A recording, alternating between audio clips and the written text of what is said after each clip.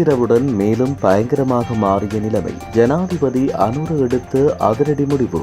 நாடு முழுவதும் அவசர கால நிலை அமுல். வளைகுடா யுத்தத்தால் ஸ்ரீலங்காவுக்கு வந்த சிக்கல்.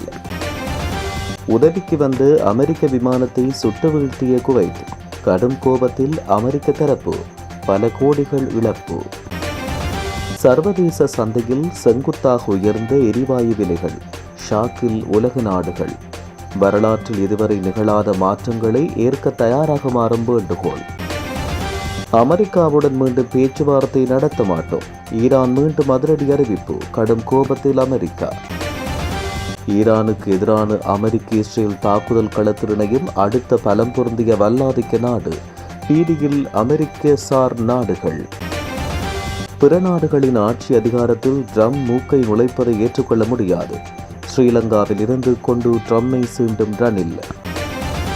சீனா எடுத்த அதிரடி முடிவு. ஈரானுக்கு ஆதரவு என பகிரங்க அறிவிப்பு. திசை திரும்பும் போர் வியூகம். வீடுகளில் எரிபொருள் சேமிப்போருக்கு விடுக்கப்பட்ட அவசர எச்சரிக்கை. களமிறங்கப் போகும் போலீசார். அரச ஊழியர்களுக்கு மகிழ்ச்சி செய்தி. அரச ஊழியர்களின் வீட்டுக்கடன் எல்லை 50 லட்சமாக அதிகரிப்பு. ஈரானுக்கு ஆதரவாக திரண்ட மக்களால் பாகிஸ்தானில் பரபரப்பு. அறிவிக்கப்பட்டது ஊரடங்கு சட்டம். நாடு முழுவதும் இராணுவ கட்டுப்பாட்டில். இஸ்ரேல் மீது 10வது அலை ஏவுகணை தாக்குதல்களை ஆரம்பித்த ஈரான். சாம்பலாக்கப்படும் ஜெருசலேம் நகரம். ஈரான் உச்ச தலைவர் கமேனியின் மனைவியும் கொல்லப்பட்டார். மீண்டும் ஈரானின் கோபத்தை தூண்டிய பரபரப்பு சம்பவம். முள்ளிவாய்க்கால் ஓலங்களே ஈரானின் இன்றைய அழிவு. பழிவாங்கும் கர்மா. நின்று கொல்லும் தெய்வம். வெளியான துரோக வரலாறு. ஈரானுக்கும் இஸ்ரேல் அமெரிக்க கூட்டணிக்கும் இடையிலான போர் நேற்றிரவு மிக அபாயகரமான கட்டத்தை எட்டியுள்ளது. ஈரானின் மிக சக்தி வாய்ந்த நீண்ட தூரம் சென்று தாக்கக்கூடிய செஜில் வகை பாலிஸ்டிக் ஏவுகணைகள் கடந்த இரவு இஸ்ரேலை நோக்கி ஏவப்பட்டதாக தெரிவிக்கப்பட்டது. திட எரிபொருளை பயன்படுத்தி மிக விரைவாக சிரிப்பாயும் இந்த ஏவுகணைகள் இஸ்ரேலின் வான் பாதுகாப்பு வலயங்களை மீறி இலக்குகளை தாக்கும் திறன் கொண்டவை. இந்நிலையில் ஈரான் இன்றுதான் நாங்கள் 2வது தலைமுறை ஏவுகணைகளை பயன்படுத்த தொடங்கியுள்ளோம். தேவைப்பட்டால் வரும் நாட்களில் 3வது, 4வது, 5வது மற்றும் 6வது தலைமுறை ஏவுகணைகளை பார்ப்பீர்கள் என்று எச்சரிக்கை விடுத்துள்ளது. மேலும் உலகமே கண்டு அஞ்சும் நாடுகளில் ஒன்றான வடகொரியாவின் அதிபர் கிம் ஜோங் உன் ஈரானுக்கு தன்னுடைய ஏவுகணைகளை வழங்க தயாராக உள்ளதாக தெரிவித்தார். இந்த விவகாரம் யுத்தக்கள பரபரப்பையும் யுத்தத்தின் போக்கிலும் செல்வாக்கு செலுத்துகின்றது. இந்நிலையில் இப்போதைய நெருக்கடியின் பின்னணியில் எதிர்வரும் சில மாதங்களில் உலகளாவிய ரீதியில் எரிபொருள் விலை உச்சத்தை தொட வாய்ப்புள்ளது. குறிப்பாக சம்பந்தப்பட்ட இரு தரப்பும் தொடர்ந்து எண்ணெய் சுத்திகரிப்பு நிலையங்கள், எண்ணெய் கப்பல்கள் மற்றும் குழாய் வழித்தடங்கள் மீது பெரிய அளவில் தாக்குதல் நடத்தி வருகிறது. எனவே உலகளாவிய ரீதியில் பல சிக்கல்கள் ஏற்பட வாய்ப்புள்ளதாக தெரிவிக்கப்பட்ட நிலையில் இலங்கையில் பொதுமக்கள் அவசரகால நிலையை நீடித்து ஜனாதிபதியால் அதிவிசேட வர்த்தமானி அறிவித்தல் வெளியிடப்பட்டுள்ளது. இதற்கமைய இந்த அவசரகால நிலைமை பிப்ரவரி மாதம் 28ஆம் தேதி முதல் நடைமுறைக்கு வரும் என அந்த அறிவித்தலில் தெரிவிக்கப்பட்டுள்ளதாக கூறப்பட்டுள்ளது. நாட்டில் நிலவும் தற்போதைய அசாதாரண சூழ்நிலையை கருத்தில் கொண்டு அவசரகால நிலையை மீண்டும் நீடிப்பது குறித்து அரசாங்கம் கவனம் செலுத்தி வருவதாக அமைச்சரவை பேச்சாளரும் அமைச்சருமான நலிந்த ஜேதிச தெரிவித்தார். குவைத்தின் வான் பாதுகாப்பு படையினரால் அமெரிக்காவின் 3 F-15E ஸ்டிக்கரை ஈகிள் 4 விமானங்கள் தவறுதலாக சுடப்பட்டு வீழ்த்தப்பட்டதாக அமெரிக்க மத்திய கட்டளையகம் தெரிவித்துள்ளது. ஞாயிற்றுக்கிழமை இடம்பெற்ற இந்த சம்பவத்தில் அந்த விமானங்களில் இருந்து 6 விமானிகளும் பாதுகாப்புடன் வெளியேற்றப்பட்டதோடு அவர்கள் அனைவரும் பத்திரமாக மீட்கப்பட்ட நிலையில் அவர்கள் ஆரோக்கியத்துடன் உள்ளதாக ஸ்தலத்தில் வெளியிடப்பட்ட அறிக்கையில் குறிப்பிடப்பட்டுள்ளது. இந்த சம்பவத்தை குவைத் ஒப்புக்கொண்டுள்ள நிலையில் மீட்பு பணிகளில் குவைத் பாதுகாப்பு படைகள் வழங்கிய ஒத்துழைப்புக்கு அமெரிக்கா நன்றி தெரிவித்துக் கொண்டது. மேலும் குறித்த சம்பவத்துக்கான காரணம் குறித்து தற்போது விசாரணை நடத்தப்பட்டு வருவதாகவும் மேலதிக தகவல்கள் பின்னர் வெளியிடப்படும் என்றும் அந்த அறிக்கையில் கூறப்பட்டுள்ளது. மத்திய கிழக்கில் நிலவுகின்ற போர் சூழல் பதற்ற நிலை காரணமாக சர்வதேச சந்தையில் எரிவாயு விலைகள் செங்குத்தாக அதிகரித்துள்ளன. ஹார்முஸ் நீரிணையை முழுமையாக மூடுவதற்கு ஈரான் நேற்று நடவடிக்கை எடுத்தது. இதனால் குறித்த வழியுடனான கப்பல் போக்குவரத்து ஏற்பட்ட தடங்களாலும் ஏனைய பிற காரணிகளாலும் சர்வதேச சந்தையில் எரிவாயுவின் விலைகள் செங்குத்தாக உயர்வடைந்துள்ளது. அதேவேளை உலக இயற்கை எரிவாயு விநியோகத்தில் 5 1 பங்கை கட்டார் கொண்டுள்ளது. இதில் பெரும்பாலானவை கோரமுஸ் நீரிணை வழியாக கடல் மார்க்கமாக போக்குவரத்து செய்யப்படுகிறது. ஹட்டானின் முக்கிய வாடிக்கையாளர்கள் ஆசியாவில் இருந்த போதிலும் அங்கு ஏற்படும் விநியோக தடை உலக சந்தையில் பெரும் போட்டியை உருவாக்கி விலையை உயர்த்தியுள்ளது. அத்துடன் பாதுகாப்பு முன்னெச்சரிக்கையாக இஸ்ரேலில் சில எரிவாயு உற்பத்தி நிலையங்கள் மூடப்பட்டிருப்பதும் நெருக்கடி நிலையை மேலும் தீவிரப்படுத்தியுள்ளது. நாங்கள் அமெரிக்காவுடன் பேச்சுவார்த்தை நடத்த மாட்டோம் என ஈரானின் தேசிய பாதுகாப்பு சபையின் செயலாளர் அலி லாரிஜானி தெரிவித்துள்ளதாக சர்வதேச ஊடகங்கள் செய்தி வெளியிட்டுள்ளன.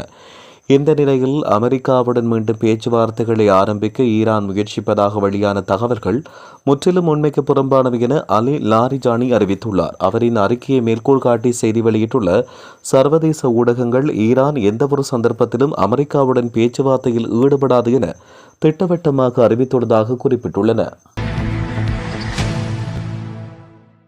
ஈரானுக்கு எதிரான அமெரிக்க இஸ்ரேலிய தாக்குதல் நகர்வில் இணைவது குறித்து ஜெர்மனி தீவிரமாக பரிசீலித்து வருவதாக சர்வதேச ஊடகங்கள் செய்தி வெளியிட்டுள்ளன. இஸ்ரேலின் இராணுவ வானொலிக்கு ஜெர்மன் அரசியல் மற்றும் இராணுவ வட்டாரங்கள் தெரிவித்துள்ளது என்பதை மேற்கோள் காட்டி இந்த செய்தி வெளியாகியது. மத்திய கிழக்கில் இடம்பெற்று வருகின்ற மோதலுக்கு மத்தியில் பிராந்தியத்தில் உள்ள நாடுகளை தாக்குவதை ஈரான் அரசாங்கம் நிறுத்தாவிட்டால் இந்த தாக்குதலில் இணைவது குறித்து ஜெர்மனி தீவிரமாக பரிசீலித்து வரும் என்றும் குறித்த செய்தியில் தெரிவிக்கப்பட்டுள்ளது.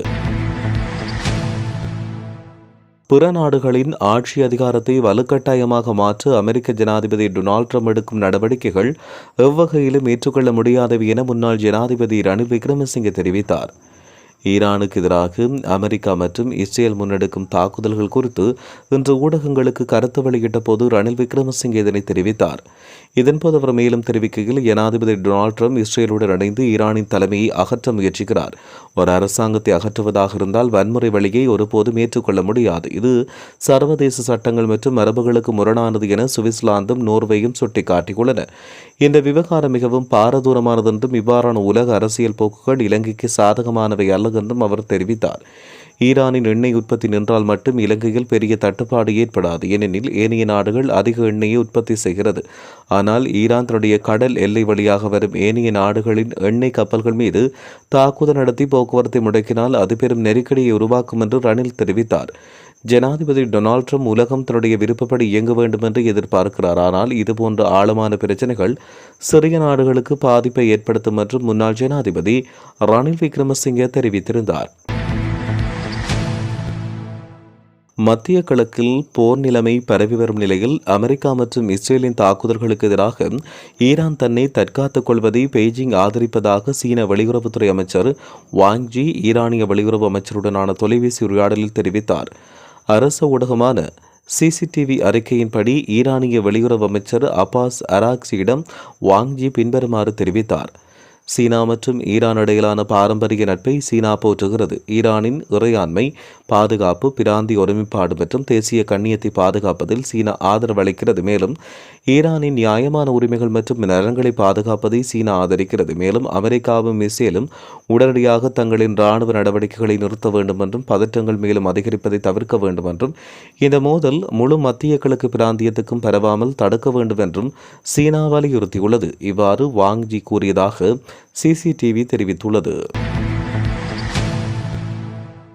அனுமதியின்றி வீடுகளில் எரிபொருளை சேமித்து வைப்போருக்கு எதிராக சட்ட நடவடிக்கை எடுக்கப்படும் என்று தெரிவிக்கப்பட்டுள்ளது. குறித்த விடயத்தை இலங்கை பெட்ரோலிய கூட்டுத்தாபனத்தின் தலைவர் DA ராஜகருணா தெரிவித்தார். அத்துடன் இலங்கையில் எரிபொருள் தட்டுப்பாடு ஏற்படும் சூழலில் மட்டும் விநியோகத்தை கட்டுப்படுத்த QR முறை பயன்படுத்தப்படும் என அவர் குறிப்பிட்டார். நாட்டில் தற்போது போதுமான அளவு எரிபொருள் கையிருப்பில் உள்ளதால் இந்த நேரத்தில் QR முறையை நடைமுறைப்படுத்த வேண்டிய அவசியமில்லை என்று அவர் குறிப்பிட்டார். இருப்பினும் எந்நேரமும் அதை அறிமுகப்படுத்த தயாராக உள்ளதாக அவர் தெரிவித்தார். அத்துடன் இன்று காலை 9:45 மணி வரை சுமார் 29 லட்சம் லிட்டர் டீசல் மற்றும் 29 லட்சம் லிட்டர் பெட்ரோல் விநியோகிக்கப்பட்டுள்ளதோடு நேற்றும் சுமார் 69 லட்சம் லிட்டர் எரிபொருள் சந்தைக்கு விடுவிக்கப்பட்டதாக அவர் மேலும் சுட்டிக்காட்டினார். அரச ஊழியர்களுக்கு சலுகை வட்டி விகிதத்தில் வழங்கப்பட்டு வந்த வீட்டு வசதி மற்றும் சொத்து கடன்களுக்காக அதிகபட்ச எல்லை அதிகரிக்கப்பட்டுள்ளதாக தகவல் வெளியானது. அதன்படி குறித்த கடன்களுக்கான அதிகபட்ச எல்லை 50 லட்சம் ரூபாய் வரை அதிகரிக்கப்பட்டுள்ளது. இந்த புதிய நடைமுறை 2026 ஆண்டுக்கான வரவு செலவு திட்ட முன்மொழிவுகளுக்கு அமைய நேற்று முதல் நடைமுறைப்படுத்தப்பட்டதாக தெரிவிக்கப்படுகிறது. பாகிஸ்தான் நாட்டில் ஈரான் ஆதரவு பேரணிகள் வன்முறையாக மாறிய நிலையில் பாதுகாப்பு நிலைமை மிக மோசமடைந்துள்ளது. இந்த நிலையில் அரசு படைகளை பாதிக்கப்பட்ட பகுதிகளுக்கு அனுப்பி 3 நாள் ஊரடங்கை அறிவித்துள்ளது. அதிகாரப்பூர்வ தகவலின்படி நடைபெற்ற மோதல்கள் மற்றும் வன்முறை சம்பவங்களில் குறைந்தது 24 பேர் உயிரிழந்ததாகவும் பலர் காயமடைந்ததாகவும் தெரிவிக்கப்படுகிறது. பாதுகாப்பு படையினரும் கூடுதல் எச்சரிக்கையுடன் பணியில் ஈடுபடுத்தப்பட்டுள்ளனர்.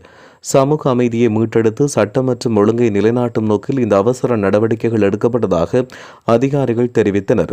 பொதுமக்கள் தேவையற்ற வெளியேற்றங்களை தவிர்த்து பாதுகாப்பு அறிவுறுத்தல்களை கடைபிடிக்குமாறும் கேட்டுக் கொள்ளப்பட்டுள்ளனர். இஸ்ரேல் மீது 10வது அலை ஏவுகணை தாக்குதல்களை ஈரான் நடத்தியுள்ளது. இதுகுறித்து பகுதியில் உள்ள மக்களிடையே எதிர்பார்ப்பு மற்றும் பதற்றத்தின் அளவை உயர்த்தியுள்ளது. இஸ்ரேலில் மட்டுமன்றி ஆக்கிரமிக்கப்பட்ட மேற்கு கரையிலும் கூட குறித்த தாக்குதல் முன்னெடுக்கப்பட்டுள்ளது.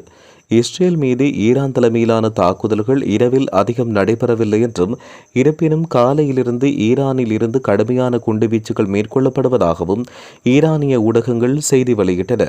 மேற்கு எருசலேமுக்கு அருகிலுள்ள இஸ்ரேலிய நகரமான ஃபெய்ட் ஷெமேஷில் இடம்பெற்ற தாக்குதலின் விளைவாக 9 இஸ்ரேலியர்கள் பலியாகியதாக கூறப்படுகிறது. கடந்த ஆண்டு ஜூன் மாதத்தில் நடந்த சண்டையுடன் ஒப்பிடும்போது அதிக இஸ்ரேலியர்கள் பாதிக்கப்பட்டுள்ளதாக தெரிவிக்கப்படுகிறது. இது இஸ்ரேலை குறிவைத்து மேற்கொள்ளும் ஈரானிய ஏவுகணை தாக்குதலின் தீவிரத்தை குறிக்கிறது.